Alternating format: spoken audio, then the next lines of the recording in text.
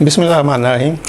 Terms definition explanation ये बस दो तीन रहती हैं, तो इसको मैं कंटिन्यू करता हूँ और नेक्स्ट में जो भी टॉपिक होंगे उनके टर्म्स जो है साथ के साथ डिस्कस करूँगा। ये जो पीछे 4-5 लेक्चर थे उनकी टर्म्स अभी चल रही हैं।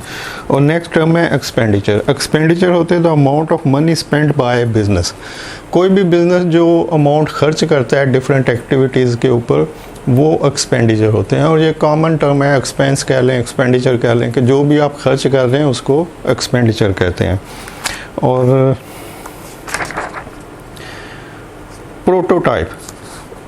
ये प्रोटोटाइप जो टर्म है ये रिसर्च एंड डेवलपमेंट का जो टॉपिक था उसमें यूज़ हो रही है। और रिसर्च एंड डेवलपमेंट में पहले प्रोटोटाइप एक मॉडल, यानी प्रोटोटाइप होता है मॉडल, और इसकी डेफिनेशन है ए सैम्पल और मॉडल ऑफ एन आइडिया और कंसेप्ट। आप किसी कंसेप्ट या आइडिया के ऊपर जो सैम्पलिंग बनाते हैं या प्रोटोटाइप बनाते हैं, यानी प्रोटोटाइप उस सैम्पल या मॉडल को कहते हैं जो आप बनाते हैं। जैसे अगर आपने कोई नई प्रोडक्ट लॉन्च करनी है, आपने कोई बेवरेज जूसेस लॉन्च करने हैं, तो पहले आप उसका एक प्रोटोटाइप बनाएंगे, यानी उसका एक मॉडल बनाएंगे या उसका एक सैम्पल बनाएंगे। उसकी टेस्टिंग होगी, उसके कलर की उसको चेक किया जाएगा कि कितना अच्छा लग रहा है, उसकी पैकिंग कैसी लग रही है, ऐसे डिफरेंट उसके एस्पेक्ट्स को चेक किया जाएगा उस प्रोटोटाइप को, यानी कि उस मॉडल को। और उसके बाद फिर उसकी थोड़ी कमर्शियल सेल की जाएगी एक लिमिटेड एरिया के अंदर, वहाँ से फीडबैक लिया जाएगा, फिर आस्ता आस्ता उसको बढ़ाया जाएगा लोगों का फीडबैक देखते हुए कि लोगों को पसंद आई है, अच्छी प्रोडक्ट है, चल जाएगी, तो फिर आस्ता आस्ता उसको कुछ टाइम के बाद पूरे जितना भी एरिया होता है उस कंपनी का उसमें लॉन्च कर दिया जाता है। तो प्रोटोटाइप से मुराद है मॉडल या सैंपल उस कंसेप्ट के ऊपर जो आप आगे बड़े पैमाने पे करना चाहते हैं, तो उसका जो छोटा सैंपल होगा उसको प्रोटोटाइप कहते हैं। सन्ड्रीज मिसलेनियस आइटम को कहते हैं। ऑल एंड सन्ड्री, कोई भी छोटी छोटी जो आइटम्स होती हैं उसको सन्ड्रीज कहते हैं। और डेफिनेशन में लिखा हुआ है miscellaneous goods are services usually of low value. छोटी कीमत की, कम कीमत की जो भी छोटी मोटी चीज़ें होती हैं उनको सन्ड्रीज कहते हैं। अच्छा, फ्लीट, ये व्हीकल ट्रांसपोर्टेशन, चूँकि हमने रोल ऑफ प्रोक्योरमेंट पढ़ा था तो उसमें लिखा हुआ है फ्लीट। फ्लीट से मुराद है आपकी गाड़ियाँ जो भी डिस्ट्रीब्यूशन के लिए चल रही हैं, या कंपनी के एम्प्लॉयज़ के लिए चल रही हैं, या कंपनी में जो भी गाड़ियाँ अवेलेबल हैं उसको फ्लीट कहा जाता है। इन हाउस, अच्छा, फ्लीट की डेफिनेशन है यूज्ड बाय एन ऑर्गेनाइजेशन, एक group of vehicles used by an organisation, यानी गाड़ियों का एक ग्रुप जो कि ऑर्गेनाइजेशन इस्तेमाल में ला रही है उसको फ्लीट कहते हैं। In house, an activity conducted with an organisation by its own workforce.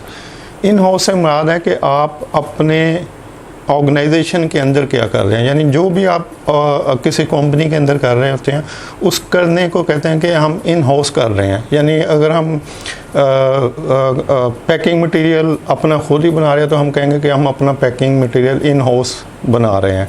अगर हम कुछ और एक्टिविटी कर रहे हैं तो उस एक्टिविटी को जब हम बताएंगे, या तो हम ये कहेंगे कि ये हम जो पैकिंग मटेरियल है हम बाहर से ख़रीदते हैं तो आउटसोर्स करते हैं, तो या हम कहेंगे कि नहीं, ये पैकिंग मटेरियल हम इन हाउस बनाते हैं तो हमें बाहर जाने की ज़रूरत नहीं, हमें वेंडर की ज़रूरत नहीं है, हम इन हाउस इसको बना रहे हैं। तो इन हाउस से मुराद है कि वो चीज़ें जो आप अपनी कंपनी के अंदर ही बना रहे होते हैं। और एक लास्ट मेरा ख्याल टर्म रह गई है,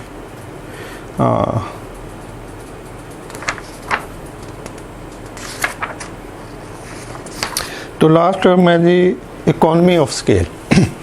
इकोनॉमी ऑफ स्केल की डेफिनेशन है the trend of cost per unit being reduced as output increases. Sorry, जैसे ही आप आउटपुट बढ़ाते हैं तो आपकी कॉस्ट कम हो जाती है, ये कॉमन सेंस की जनरल बात है। जैसे ही आप ज़्यादा परचेज़ करते हैं आपकी कीमत कम हो जाती है। अगर आप एक पीस परचेज़ करेंगे तो उसकी कॉस्ट कुछ और होगी, प्राइस कुछ और होगी। लेकिन जैसे आप उसकी क्वांटिटी बढ़ा देंगे तो दुकानदार आपको कुछ डिस्काउंट दे देगा। तो ये इकोनॉमी ऑफ स्केल है कि आप जो पे कर रहे हैं, अगर आप उस कि पे करने में थोड़ा सा अपनी कीमत को बढ़ा दें तो आपको ज़्यादा क्वांटिटी मिल सकती है। जैसे एक ख़रीदें और एक फ्री ले जाएं, ये इकोनॉमी ऑफ स्केल है कि जी एक की प्राइस में दो ले जाएं। या डिस्काउंटेड सेल जो होती हैं कि जी इतने परसेंट सेल है तो आपको अगर नहीं भी ज़रूरत तो आप उसको ख़रीद लेते हैं, क्योंकि ये इकोनॉमी ऑफ स्केल है। इकोनॉमी ऑफ स्केल ज़िंदगी के हर सेक्टर में अप्लाई होती है, लेकिन हम चूँकि ऑर्गेनाइजेशनल बेस पे कुछ डिस्कस कर रहे हैं तो किसी भी कंपनी में इन्वेंट्री में इकोनॉमी ऑफ स्केल को अप्लाई किया जाता है, प्रोडक्शन में इकोनॉमी ऑफ स्केल को अप्लाई किया जाता है, प्रोक्योरमेंट में इकोनॉमी ऑफ स्केल को अप्लाई किया जाता है। और इकोनॉमी ऑफ स्केल का मकसद यही है कि जैसे ही आपकी आउटपुट बढ़ती है, जैसे ही आपकी क्वांटिटी बढ़ती है तो आपकी प्राइसेस नीचे आ जाती हैं।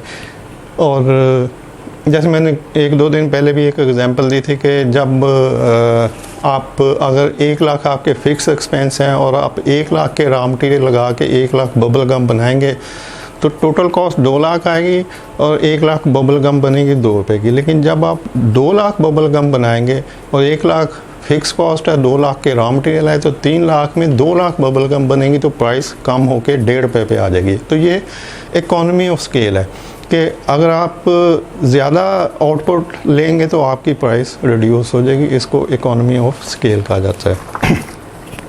तो यहाँ पर ऑलमोस्ट सारी टर्म्स हमने डिस्कस कर ली हैं जो पीछे चल रही थी। तो नेक्स्ट टॉपिक है stock and non stock procurement. तो इसके ऊपर मैं दोबारा डिस्कस करूँगा, stock and non stock procurement. Thank you, अल्लाह हाफिज़।